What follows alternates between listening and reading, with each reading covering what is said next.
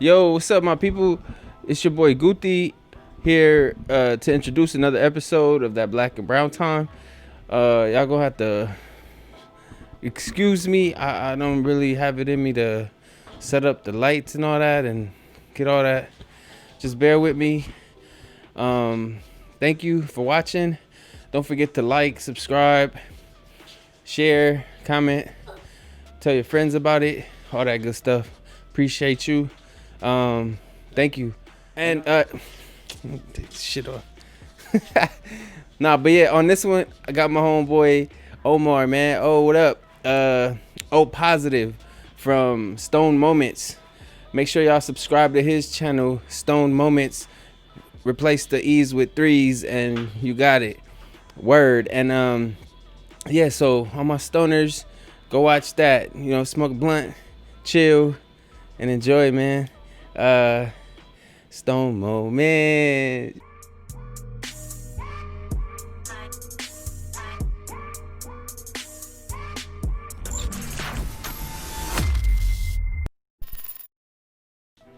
All right, my brother. You wanna you can take the mask off if you want, bro. It's up to you. It's on you, bro. All right. You're good though with me taking it off, good. right? I get tested every week, bro. I haven't been positive yet, thank God. For sure.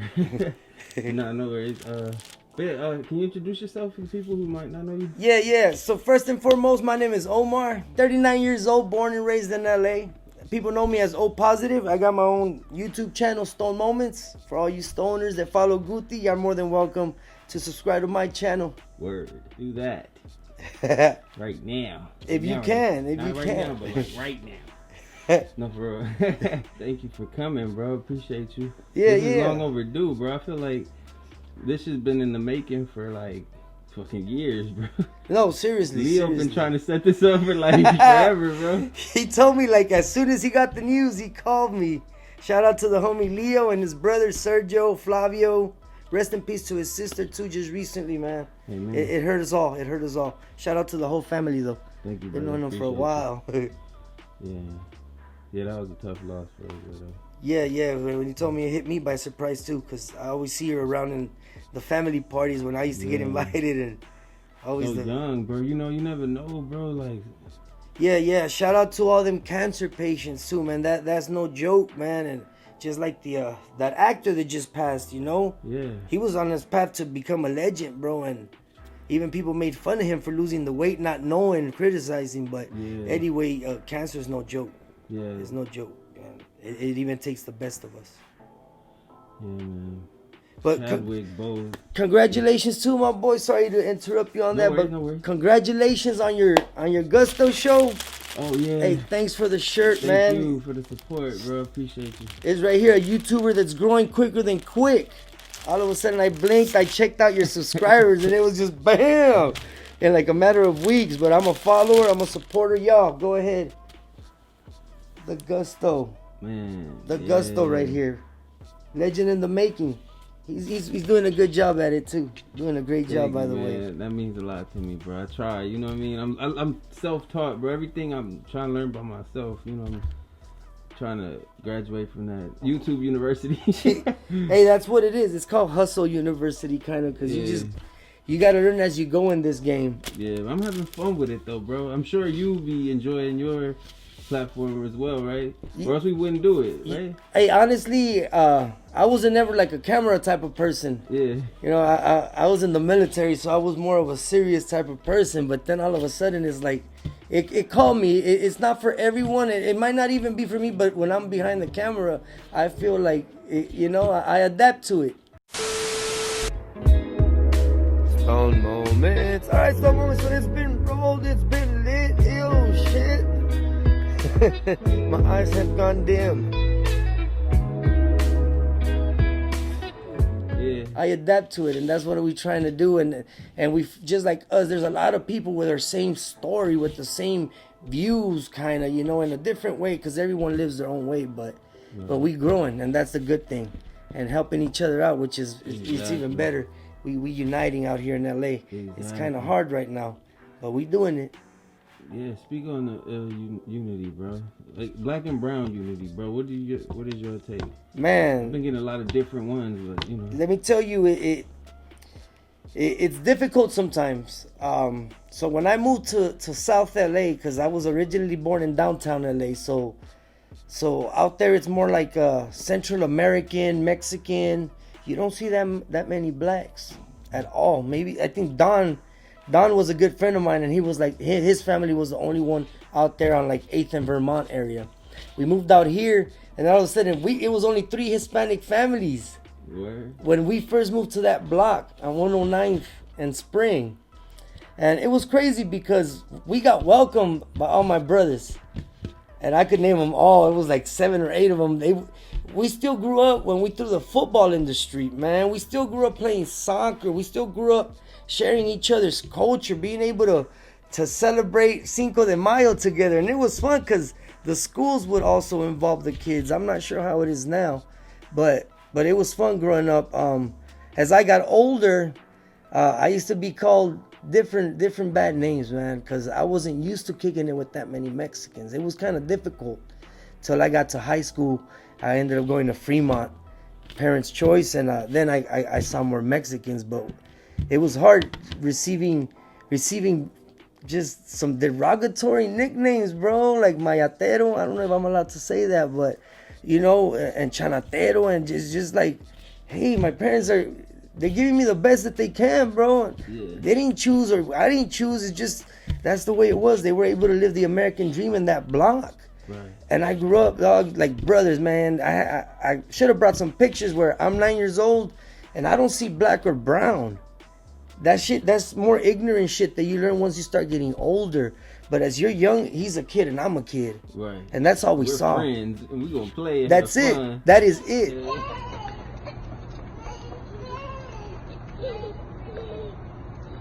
That was it. There was no he's black, he's this, he's that. No, it was just these are my homies, these are my friends. It's just once you start getting older. Yeah, you get those, like you said, they call you N-word lover and all kinds. Oh of man, Your I own got it people, all, bro. Hey, why you talk like that, bro? Like, why you trying to be black? I got that shit all the time, bro. It was crazy because I would get called that, even dressed with my Mexican botas, bro, my Wranglers and my and my sombrero. Yeah. Cause then I would come out and they would want to take pictures with me, and they would come out all cripped out. That's just the neighborhood. Yeah. And I would be with my sombrero still right there, and they got my bag. And Yeah. it was crazy though. But yeah, I got called all them words, bro. That's crazy, right? You get embraced and they shown love too by other, And then, to this day, we meet up. So shout out to the homie Flossie B. He's a rapper, also local rapper. And when we see each other and we hug and everything, people will stop sometimes, bro. If they're driving, they will break neck. He has this little business right here on 87th and Broadway. If you guys want to stop by, you'll see him cooking. Entrepreneur too. We just trying to, all run some to, get up out of here and be somebody. But we embrace, bro, like brothers, and people will see, and I feel that negative vibe that they throw at us, but only see us together, bro. only we know what we grew up with, dog, and that bond and that love. And then they look at me, they're like, man, they don't raise y'all like they used to, bro. Cause it's not like that. There ain't that black and brown love. And sometimes it's not just us that screw things up. It's the media that helps a lot and contribute, especially with fake biased news. Let's be honest. Yeah. Some of my military friends or brothers, I call them military brothers because it's a brotherhood that we're a part of. And I might not agree, but see, it's just that things too, words get misinterpreted. They get tangled in the wrong way, bro. Which does lead to racism. Yeah. It does lead to hate. Yeah. And I've seen like the Hispanics that have made it here legally. Those are the ones that are supporting Trump because they got here legally. But then again, they do have that support back in Mexico. They had that family with that dollar, with them pesos that they will still be able to survive with them pesos here. Those are the ones that kind of make it here. I don't see the ones that my parents got here illegally, so it hurts when I do hear, that to keep them out or to, do this, do that. But then again, I have spoken to the ones that do make sense about supporting him and keeping our borders secured and stuff. And then I have also worked with the border patrol a few times, and I do see their point of view. But like I said, people will put the words and twist them and turn them, that then it does become hate.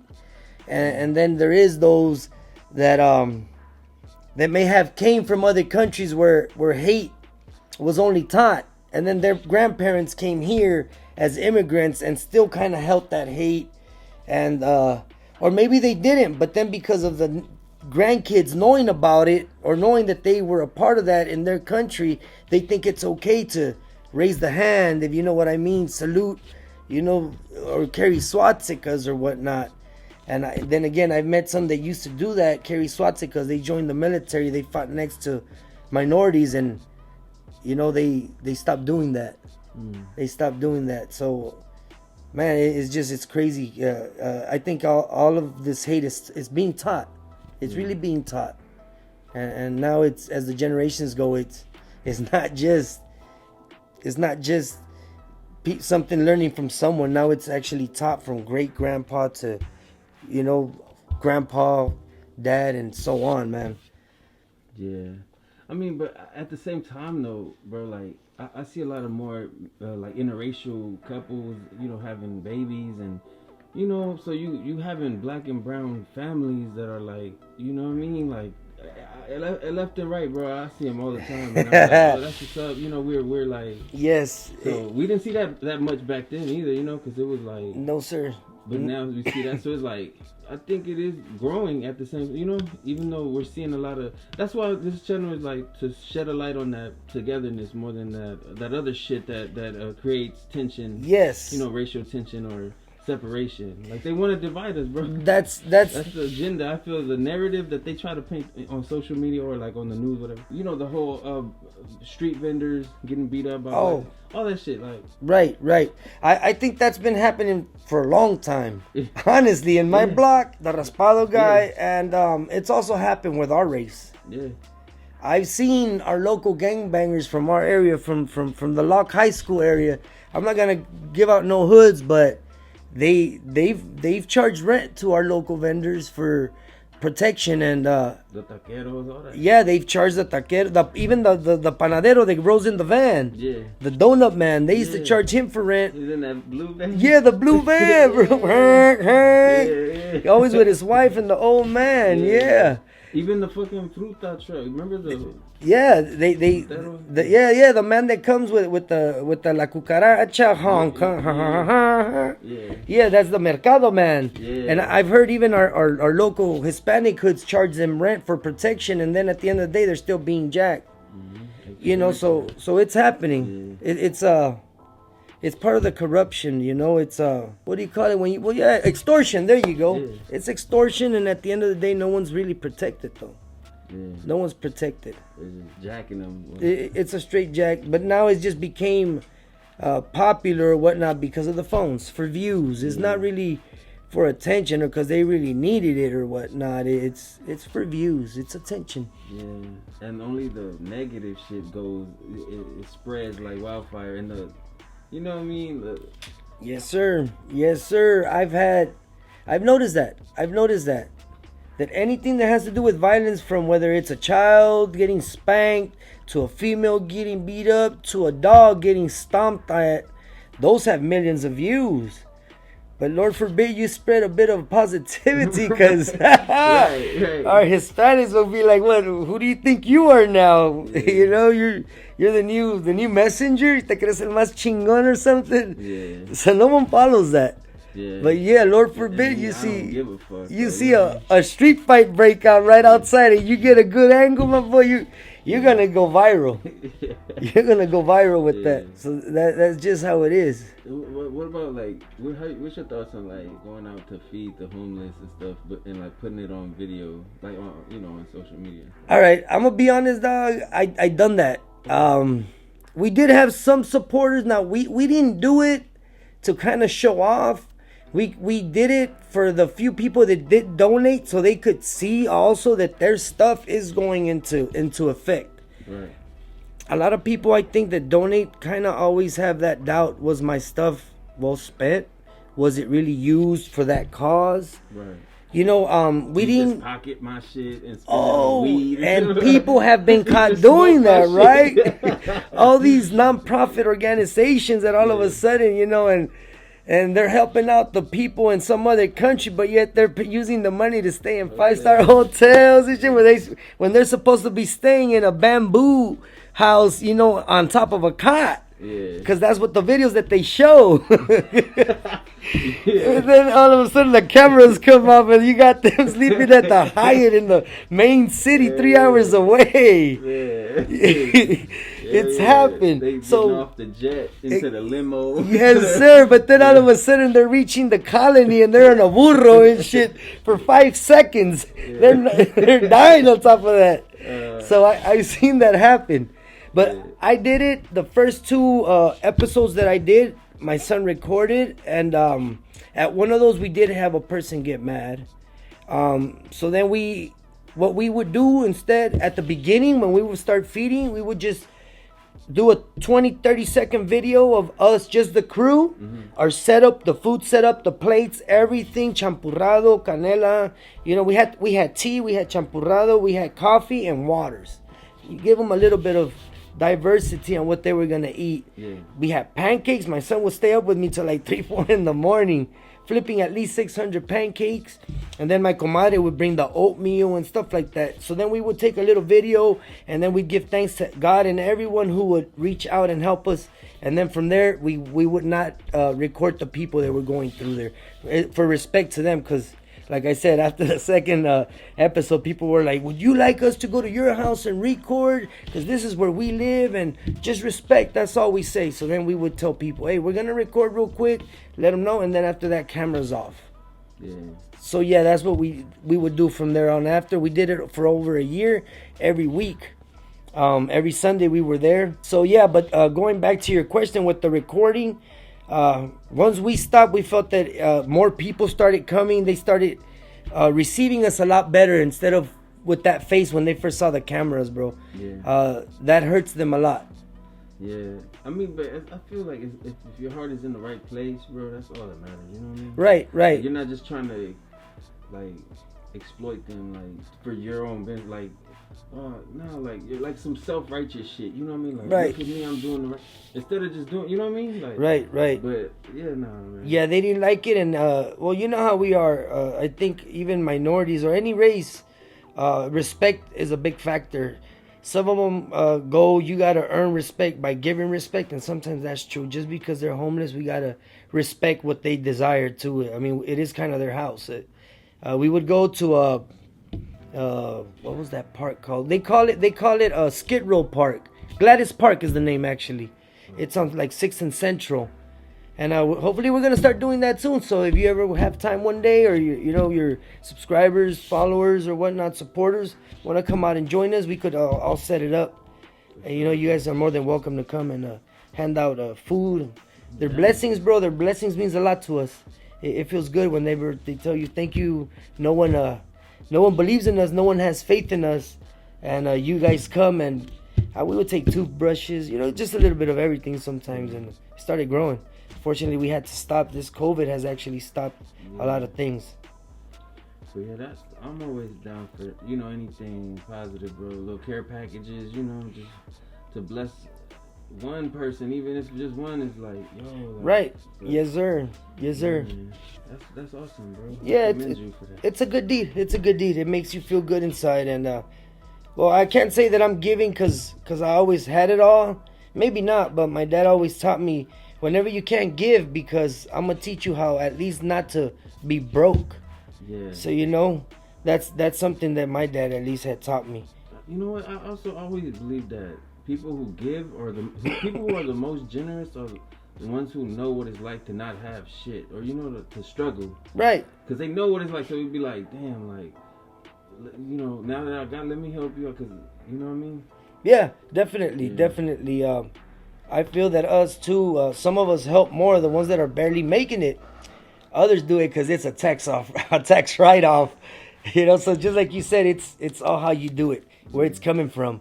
So if you have millions and you're donating and it's not really coming out of the heart, it's just to, you know, for you to write it off, then that's on you. Hopefully God gives you more, and you know, you still do the same. But then some of us, we know we're not rich, but we have that good heart, that good heart to keep on helping. Message. And you know, yes, exactly. You worked through this whole pandemic. You never stopped. Were you essential, or like one of those essential workers that didn't get like a break? Well, let's just say that a few years back, I was doing bad, man, and you know, I didn't become 100% religious. I didn't go to a church or whatnot, but I just asked God to help me out with a good path, and He ended up sending me to security school. So for the past 4 years, security has been getting me paid. Thank God I moved up, and during this pandemic, security is essential for people's properties, for hospitals, for what's going on now, for the rioting, for the protests, and security just, it seems like if it's never gonna die, it's always gonna be needed. So yeah, that's what I've been doing, and I had my hours still, and it kind of picked up on some ends, and on some it's shortened, but yeah, in security, you can make a few phone calls, you can work for a few companies. If one gives you 2 days, another one could give you 3 days, and you know, that'll be your 5. So yeah, thank God I've stayed working. You weren't ever like concerned. I don't want to say like afraid, like scared or nothing, but like were you ever like, damn, like is it, you know, I'm risking, or you didn't fear like? Oh man, let me tell you, at first I didn't, because at that time I was guarding a warehouse for this known celebrity. He's very known. I can't speak much because I've signed paperwork, but I was at his warehouse. He was gone. So it was good, but then they came back from Europe, and that's when this whole corona thing, he came back sick. We didn't know. We all made contact, but we all got tested, and only he was sick. Which is, to me, it was good. So there was concerns, because then he said it on TMZ. Yeah. He said it on TMZ like a month later. Yeah, I had that already. I survived it.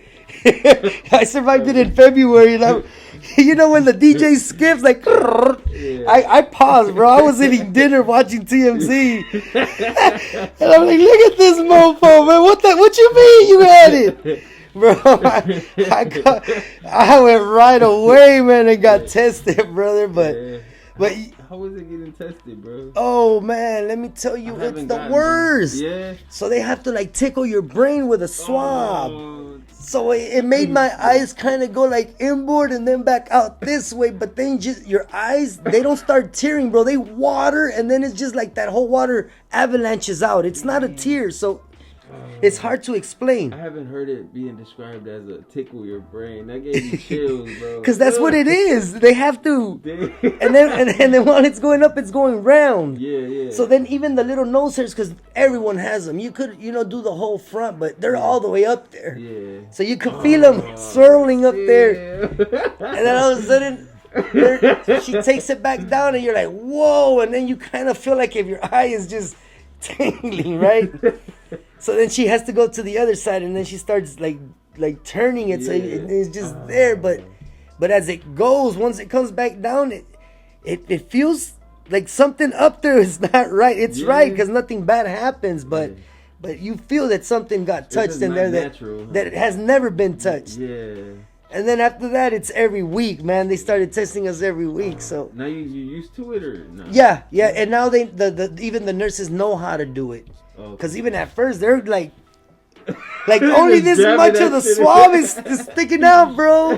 This last time it was at least half, so they're like, no, we got used to it. Now we know exactly. You know, we ain't got to make your eye go that way, bro. Because a guinea pig. Yeah, seriously, the first time, because not even they know how. Damn. That's So crazy. yeah.